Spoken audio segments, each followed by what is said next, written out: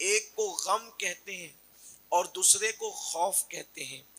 پوری دنیا کے انسانوں کی زندگی دیکھ لیں، لوگ کچھ غمگین ہے دنیا میں، کچھ خوف زدہ ہیں۔ غمگین کیوں ہے اور خوف زدہ کیوں ہے؟ مثال کے طور پر جس کے پاس دولت نہیں اس کو غم ہے کہ دولت کیوں نہیں، جس کے پاس دولت ہے وہ خوف زدہ ہے کہ کہیں دولت چلی نہ جائے، جس کے پاس صحت ہے بیمار ہے وہ غمگین ہے کہ میں بیمار کیوں ہوں، اور جس کے پاس صحت ہے اس کو خوف ہے کہ صحت چلی نہ جائے۔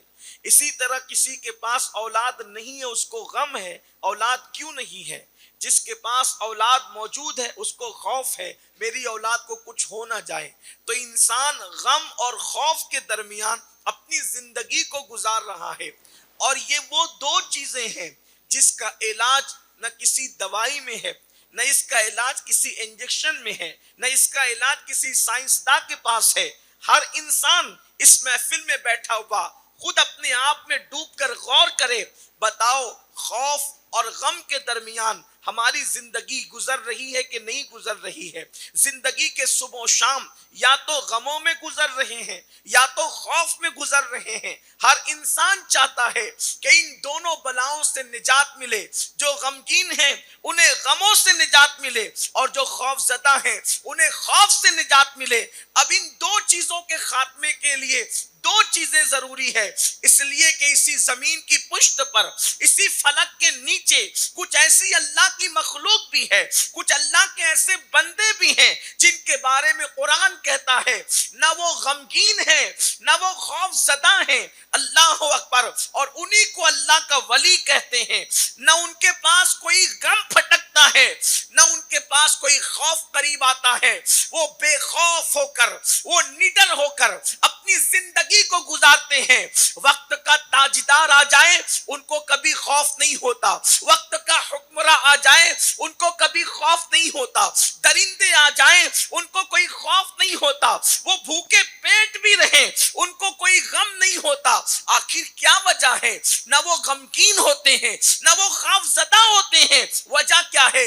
تو قرآن مقدس ان کی دو شان بیان کرتا ہے، ان میں دو باتیں موجود ہیں جس کی وجہ سے وہ غموں سے بھی محفوظ ہے اور وہ خوف سے بھی محفوظ ہے۔ وہ کون سی دو چیزیں ہیں؟ نمبر ایک، الذین آمنوا، ان کے پاس ایمان موجود ہے، وہ ایمان والے ہیں۔ یاد رکھیں جو مومن ہو جاتا ہے اللہ اس کو غموں سے نجات عطا فرما دیتا ہے۔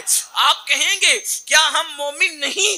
کیا ہم مومن نہیں؟ یاد رکھیے میں یہ تو کہنے نہیں آیا کہ کون ہے اور کون نہیں ہے، لیکن تھوڑا سا جائزہ لیں۔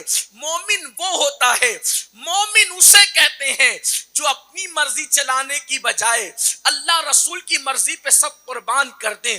مومن اس کو کہتے ہیں جس کا یقین اتنا پختہ ہو کہ اللہ اکبر، اپنی ماں کا بیٹا ہونے پہ جتنا یقین ہے اس سے زیادہ یقین اللہ اور اس کے رسول کی ذات پر جب تک نہ ہو جائے اس وقت تک کوئی مومن نہیں ہو سکتا۔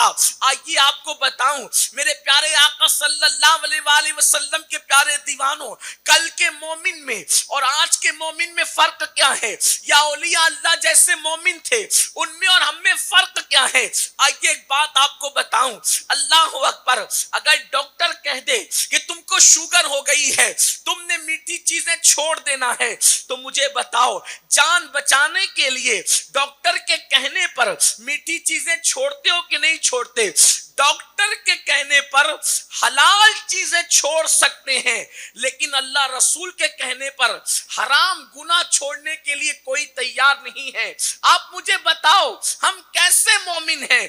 آج جو ہماری زندگی غموں کی چکی میں پس رہی ہے اس کی سب سے بڑی وجہ یہ ہے اللہ اکبر کہ ہمارے اندر ہم صرف رسمی اور اسمی مسلمان رہ گئے، ہمارا نام مسلمانوں جیسا ہے لیکن ہمارے اندر وہ یقین کہاں، ہمارے اندر وہ عمل کا جذبہ کہاں جیسے اللہ والوں میں تھا۔ آئیے آپ کو بتاؤں ہم اللہ رسول रसूल के फरामीन पर क्या वो यकीन रखते हैं जैसा एक मोमिन को होना चाहिए? आइए आपको बताता हूं यकीन कैसा, और उसी तनाजुर में हम अपने ईमान को तौलने की कोशिश करें। एक दिन सरकार मौलाए कायनात से किसी ने पूछा, अली ये बताओ तुम मौत की हमेशा फिक्र करते हो, कोई ऐसी भी रात तुम पर गुजरी है कि तुम चैन और सुकून के साथ सोए हो? तो मौलाए कायनात फरमाते हैं, हाँ, एक रात मेरी जिंदगी की ऐसी है कि मैं बहुत चैन और सुकून के साथ सोया हूं। तो किसी ने पूछा वो कौन सी रात थी? तो आपने फरमाया वो रात हिजरत मुस्तफा जाने रहमत की रात थी, मैं बहुत चैन और सुकून के साथ सोया। हालांकि वो रात अली के लिए सुकून से सोने की रात नहीं थी। अगर कोई उसका बैकग्राउंड समझ ले तो आप जान लेंगे कि वो रात सोने की रात नहीं थी। अल्लाह अकबर। चारों तरफ से मुखालिफीन रसूलुल्लाह का घर घेर करके खड़े हैं, हाथों में तलवारें हैं, अभी हमला हो और अभी हमला हो, पोजीशन ये है। और अल्लाह के रसूल अपने बिस्तर पर मौला अली को सुलाकर मदीने की तरफ हिजरत करते हैं, और अली ये मुर्तजा नबी की चादर ओढ़ करके नबी के बिस्तर पे सोते हैं और कहते हैं कि उस रात मुझे सुकून की नींद आई। अब थोड़ी देर आप दिमाग लगाइए, दिल लगाइए और डूब जाइए। जिसको चारों तरफ से तलवार ने घेरा हो, क्या वो सुकून से सो सकता है? क्या वो चैन से सो सकता है? लेकिन मौला अली कहते हैं उस रात मुझे चैन की नींद आई, ऐसी सुकून की नींद मुझे कभी नहीं आई। या अल्लाह, उस रात तो नींद आ ही नहीं सकती इंसान को, उस रात तो इंसान सो ही नहीं सकता कि अभी हमला हो और तभी हमला हो। लेकिन किसी ने मौलाए कायनात से कहा, अली बात समझ में नहीं आई, वो रात तो आपके जान के खतरे की रात थी कि अभी हमला होगा और अभी हमला होगा, पता नहीं क्या हो जाएगा, फिर आपको सुकून की नींद कैसे आई? ईमान इसको कहते हैं। मौलाए कायनात ने फरमाया, क्या तुम समझे नहीं? जब रसूलुल्लाह बिस्तर पे सुला रहे थे तो फरमाया, अली सुबह उठना और अमानतें देकर फला मकाम पर आ जाना। उस वक्त अली को यकीन हो गया कायनात का निजाम बदल सकता है, लेकिन अली को मौत नहीं आ सकती, क्योंकि नबी ने फरमाया अली सुबह उठना, तो अली सुबह जरूर उठेगा।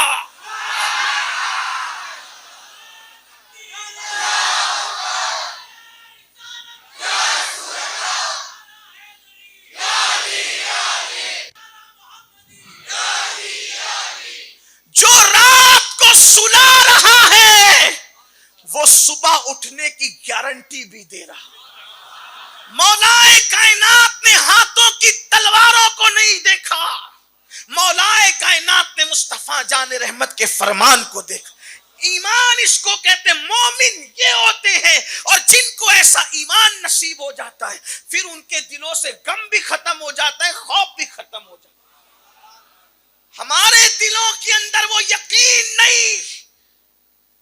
मौज़िन दिन में 5 मरतबा कहता है, हय्या अलस्सलाह, आओ नमाज की तरफ। तो सवाल पैदा होता है जहन में कि नमाज की तरफ आएंगे तो मिलेगा क्या? इसलिए कि इंसान की तबीयत में मफाद परस्ती है। अगर कोई किसी को कहे कि ये काम करो तो बोलेगा इससे क्या होगा, ये फल खाओ तो इससे क्या होगा, ये फूल लो तो इससे क्या होगा।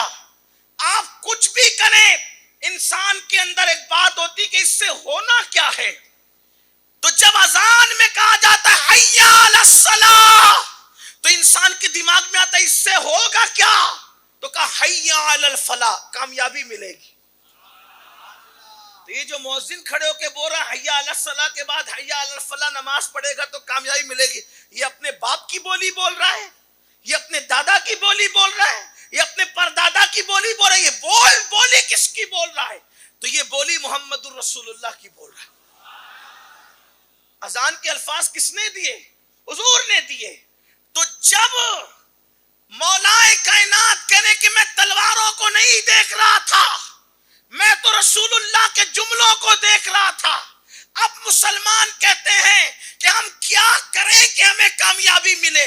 हम कहते पागल हो गए हो, اب کسی مولوی سے پوچھ رہے ہو کیا کرو گے تو کامیابی ملے گی، کسی مفکر سے پوچھ رہے ہو کہ کیا کریں گے تو کامیابی ملے گی، اب کسی خطیب سے پوچھ رہے ہو کہ کیا کریں گے تو کامیابی ملے گی۔ جب 1450 سال پہلے حضور علیہ السلام یہ متعین کر گئے، حی علی الصلاۃ، نماز پڑھو، حی علی الفلاح، تمہیں کامیابی ملے گی،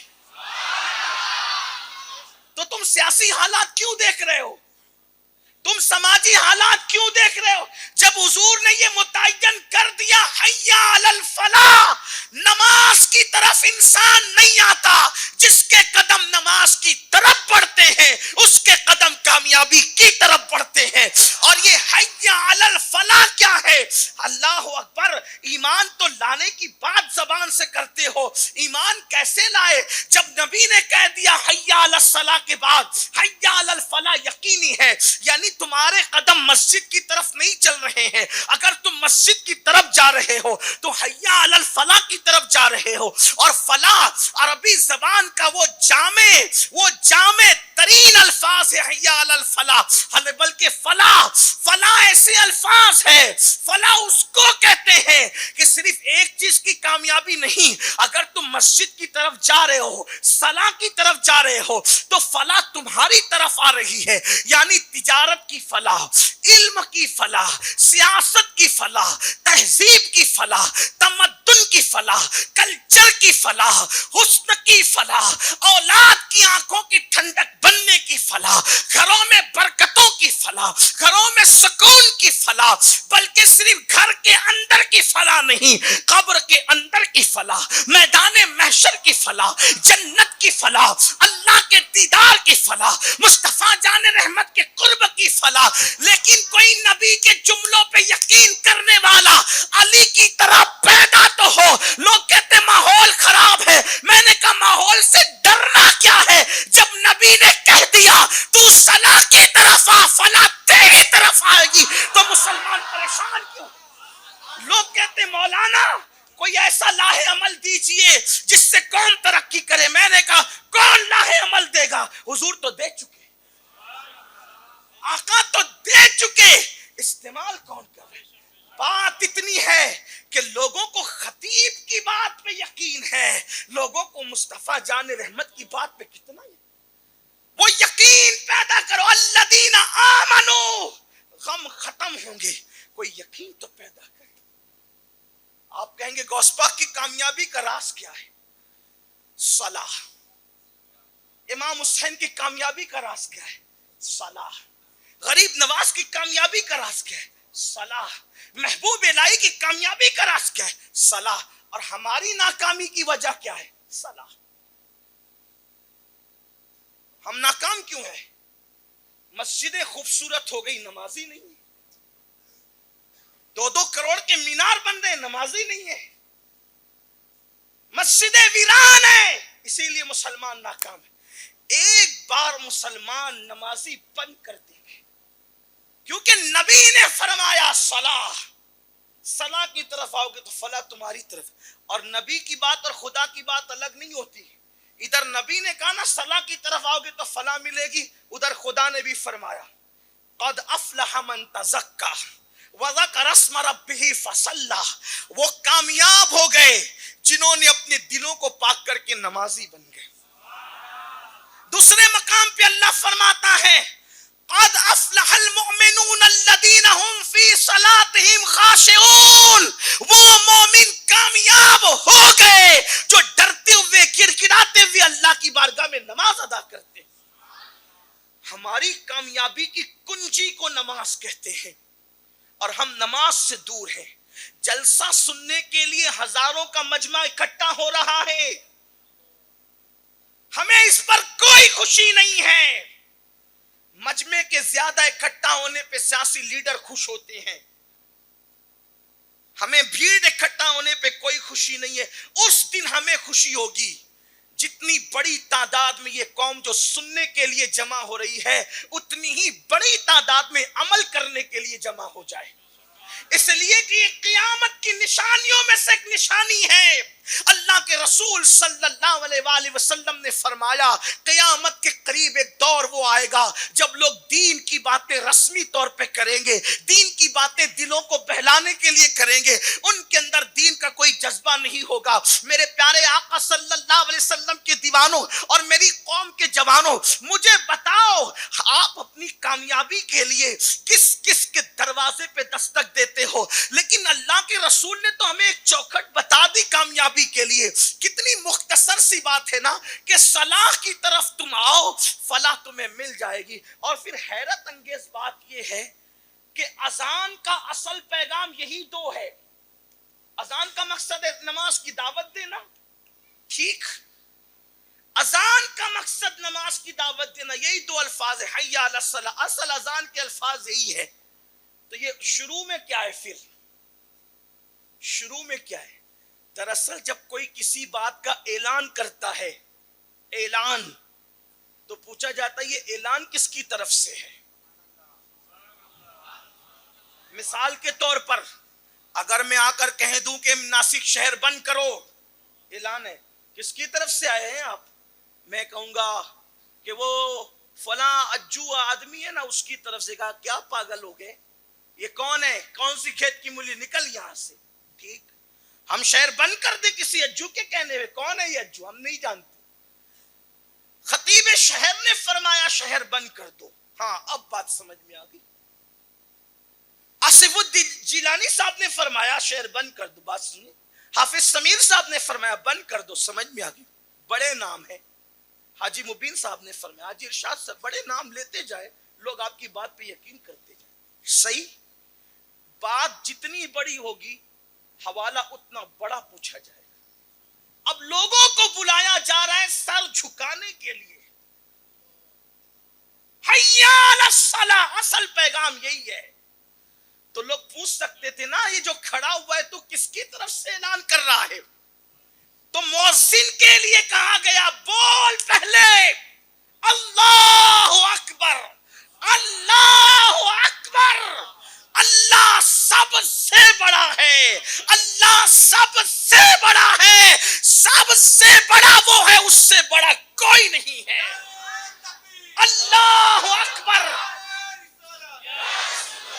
اللہ اکبر, اللہ اکبر, اللہ سب سے بڑا, اللہ سب سے بڑا ہے. اب توجہ کرنا, اللہ وہ جو سمجھ میں نہیں آتا, اللہ وہ جو بیان میں نہیں آتا, اللہ وہ جو تصور میں نہیں آتا, اللہ وہ جو تخیل میں نہیں آتا. جو بیان میں آ جائے مکمل وہ اللہ نہیں ہو سکتا, جو تصور میں آ جائے مکمل وہ اللہ نہیں ہو سکتا, جو الفاظ کا جامع پہن لے وہ اللہ نہیں ہو سکتا, جو تصور میں آئے, دماغ میں آئے, خیال میں آئے وہ اللہ نہیں ہو سکتا. اب کہنے والا کہہ رہا اللہ اکبر, اللہ اکبر, اللہ سب سے بڑا ہے لیکن دکھتا نہیں, پکڑ دکھتا نہیں, سمجھ میں نہیں آتا, بیان میں نہیں آتا, زبان میں نہیں آتا, تحریر میں نہیں آتا, تقریر میں نہیں آتا. کہیے اللہ کون ہے؟ وہ کہا اشہد واللہ الہ الا اللہ, اللہ وہ ہے, اس کے سوا کوئی معبود نہیں. میں کیسے مان لوں کہ اس کے سوا کوئی معبود نہیں؟ تو فوراً کہا گیا اشہد ان محمد رسول اللہ, اللہ وہ ہے جس کا نمائندہ بن کر محمد تشریف لائے. ارے وہ سمجھ میں نہیں آتا تو اب ان کو دیکھ کر اللہ کو سمجھ کہ جو چاند کے ٹکڑے اشارے سے کرتا ہے, تجھے پتا ہونا چاہیے جب اس کے بندے کی قدرت اور طاقت کا یہ عالم ہے تو محمد کو بنانے والے خدا کی طاقت کا عالم. اشہد واللہ الہ الا اللہ, اللہ کے سوا کوئی معبود نہیں. اللہ کون ہے؟ اشہد ان محمد رسول اللہ.